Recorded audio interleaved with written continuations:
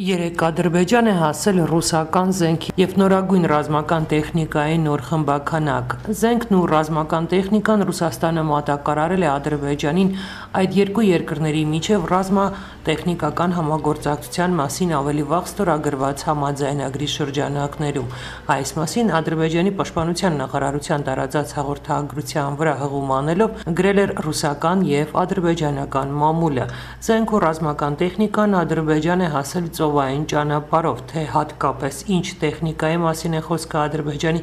ռազմական գերատեսչությունը չի մանրամասնում, սակայն տարածած տեսագրությունում և լուսանկարներում երևում են տանկեր։ Զենքի և ռազմական տեխնիկայի հետ միասին Ադրբեջան են եկել նաև ռուսաստանցի մասնագետները։ Նրանք պետք է սովորեցնեն իրենց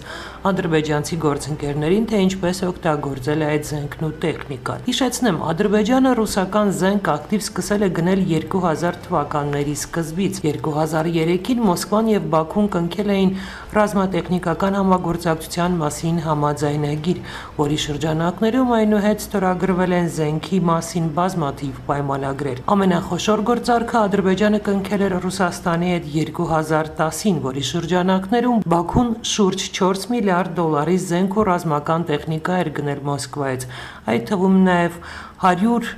T-90S տանկ, մի քանի տասնյակ Սմերչ և Սոնցեպյոկ համակարգեր։